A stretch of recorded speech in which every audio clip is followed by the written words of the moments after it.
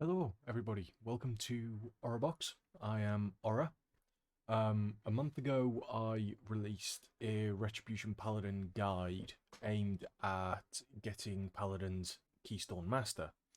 However, I have that was a month ago, and in the last month, I have been doing higher keys, 18s, 19s, and slowly climbing the ranks in IO on my realm. So I thought to re-release a set of videos.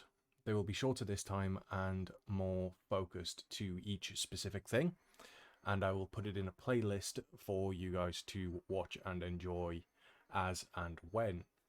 So this first video, we are going to cover potency conduit and soulbinds, in which we will talk over your various options and what you may or may not need to use if you are running a different covenant to Kyrian for whatever reason, whether that be you as an holy paladin main that is dabbling your foot into Ret, so you're doing it as a Venthyr, or if you are just playing one of the other covenants because you prefer their aesthetic. So let's get into it. On the main screen you will see my Paladin and his Conduit. He is a Kyrian, so that means that my preferred Soulbind is Pelagos. The reason for this is partially down, or mostly down, to combat meditation. So obviously whenever we cast Divine Toll, it increases our mastery by 350 for 10 seconds. Occasionally expels Sorrowful Memories, which then increase its duration when we pick them up. They are the little blue orbs you occasionally see. Sometimes confused with the healing trinket that drops from Spires of Ascension. So a good idea generally as a Kyrian Retribution Paladin is if you see blue orbs, pick them up. So our conduits of choice. We will focus primarily on the potencies. Nothing much has really changed compared to my previous guide, except that I pretty much always now lock in Virtuous Command. Your options between Virtuous Command and Expurgation, generally. Expurgation gets a lot more value in AoE settings rather than single target, because you can put the dot on multiple targets with Expurgation.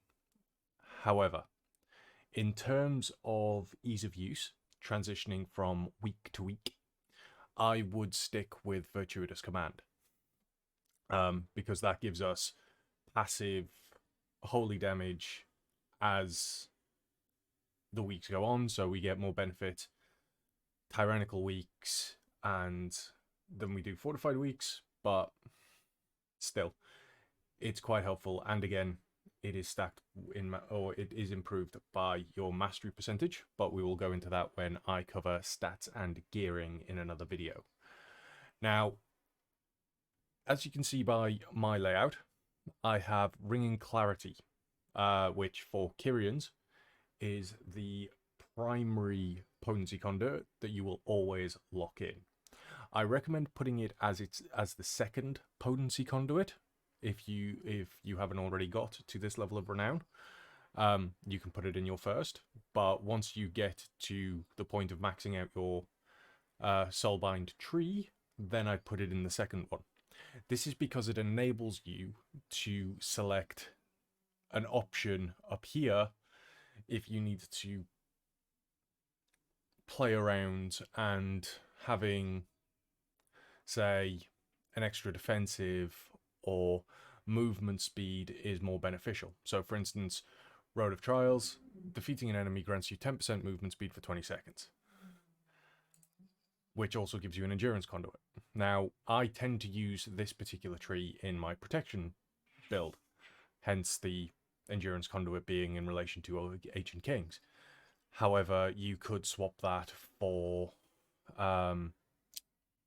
Resolute Defender, or Golden Path, or even Divine Call.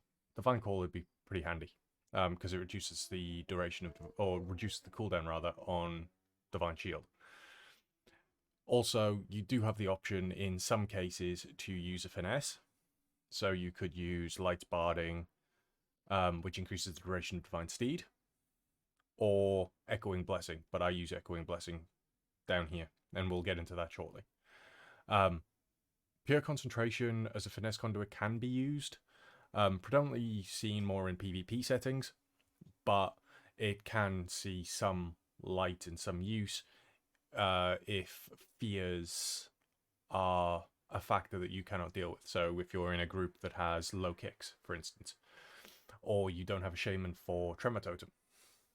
The first boss of Mist of Tirna Aside is a good example of this, because Ingramalok will summon or will cast an AoE fear, and if you can reduce its duration, then it's handy. But generally speaking, you will go with a double potency build. Now, the endurance conduit that you will probably always want to lock in as a Retribution Paladin is Shielding Words.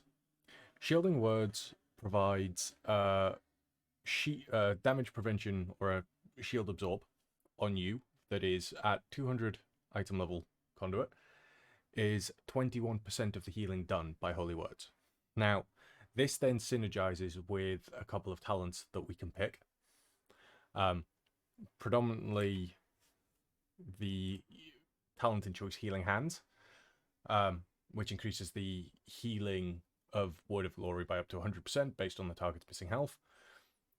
So, as a result, the shield that you can give yourself, just by throwing out an off heal to prevent a wipe, whether primarily a good example of that would be having to, spot heal the healer during a prideful, if it's been mispulled or mistimed. That because that shield that you give yourself from Shielding Words will then help reduce the amount of damage that the healer needs to play catch up with, especially if they're low on mana. Because between that and Shield of Vengeance, I've pretty much been able to outlast about 15, 16 ticks of ramp with the Prideful, by which point the Pride's usually at 25 to 30% health. So, covers most of a Prideful, as long as you're not getting slapped by anything unnecessarily. So, really good longevity conduit. Although you can use Divine Call if you're wanting to focus primarily on yourself and not willing to off-heal. Although Divine Call primarily gets benefit in single target situations when you're likely to take more damage, because it can only occur every 40 to 38 seconds, depending if you have a 200 item level conduit or higher. In my case, mine's a 213. Going down to the Finesse, Echoing Blessings, you'll have two different camps for this. A lot of the time you will see Light's Barding used, which is the Divine Steed duration, which is used for mobility, which is fantastic. Really good, as it helps paladins with that mobility, because as you know, we're a wheelchair. That can't really be changed. However, if you are more of a team player and you want to assist the group, I'd recommend using Echoing Blessings, because what it does is it gives additional bonuses to your blessings, predominantly Blessing of Freedom, Blessing of Protection, and Blessing of Sacrifice. Blessing of Freedom increases a target's movement speed when you have Echoing Blessings in. The percentage is again based on the item level of the conduit. So at 213, it is 7.5% movement speed increase, which if used on individuals like priests, warlocks, another paladin, even yourself, because this works on you, or a Death Knight, for instance, for whatever reason a Death Knight may need it, during fights such as Zav the Unfallen in Theatre of Pain. it will assist individuals in getting out of problematic situations, or even if they just need to get out of reach of mobs that are being kited. Like I have in some occasions thrown it on a tank as a tank's been trying to kite, just to give them that extra bit of mobility to get out of melee range during necrotic weeks.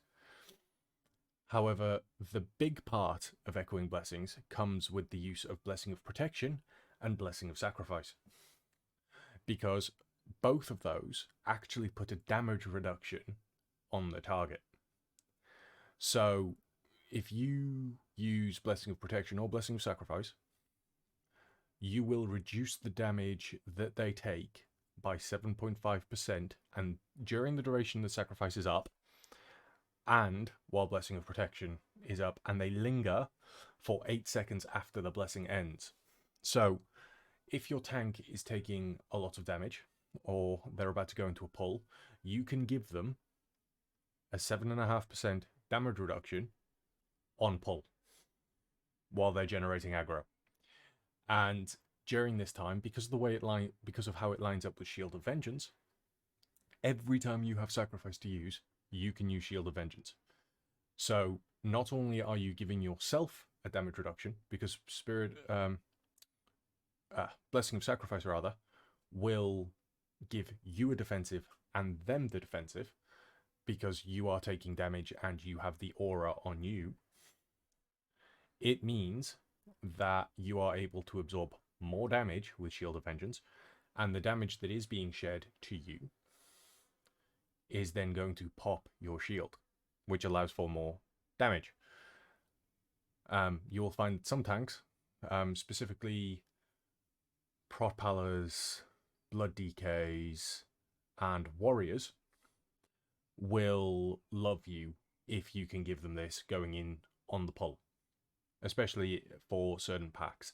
So a good example would be the first pull that you see in Halls of Atonement. Generally speaking, higher keys, that is a double or a triple pack pull. And at the start of that pull, while they're still being clapped, or not, they don't necessarily have all their resources up to generate their own defensives, giving them near 10% of damage reduction is very nice. And if it's coordinated with the healers and the tanks, you will find that they are safer and able to manage their own in a much more reserved fashion, which over the course of a dungeon will speed you up. So it's usually a good shout there. So in terms of endurance and finesse, Conduit, they don't change across your various covenants. The only change will come into the potency conduits and whether you run 1 or 2, depending on your Soulbinds. Now, obviously, as Kyrian, we always lock in Ring and Clarity. However, the other covenants don't have that.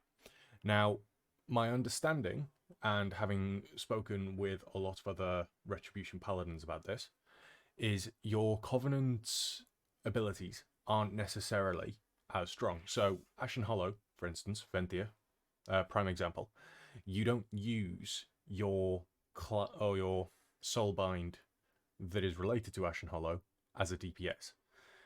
Although you could, it is generally better at that point to run a combination of Virtuous Command, Expurgation, or Templar's Vindication. Generally for Mythic Plus, you will see the combination of both Virtuous Command and Expurgation, which will give you reasonable bonus to single target, and due to Expurgation and the reset of Blade of Wrath, if you're not running Imperium Power, you will get a lot more benefit from crit and Expurgation. Templar's Vindication will predominantly be used in pure single target situations with Virtuous Command. So, to summarize, Virtuous Command is the lock-in of choice for other Soulbinds. And that's about it, actually, for Soulbinds and Conduit. Because I can't, unfortunately, because I don't have Paladins of other natures, I can't really lock in and show you the other soulbind options you'd have, whether it be Nadia or Theatar for Fenthea, or if you'd go Naya or potentially even Dreamweaver for Night Fae, although I think you'd probably take Naya because of the mastery. Theatar and Nadia, you kind of have a choice between the two. Theatar, generally better because of the mastery. However, Nadia is easier to use in combat because of the haste. So you'd have a toss-up there. And for Necrolord, unfortunately, I don't really know a lot about the Necrolord trees, so I wouldn't be able to tell you. However, hopefully this video has been a little bit better and more concise than my previous guide. If it has, please drop a like and a comment below. And let me know if there is anything else I can do to adjust this. And when the new patch comes out in the next few months, when 9.1 is released, I will review it again, because we will get empowered conduits. And we will go over if anything has changed, or if we still lock in the same. So, thank you everyone, and I will catch you in the next video.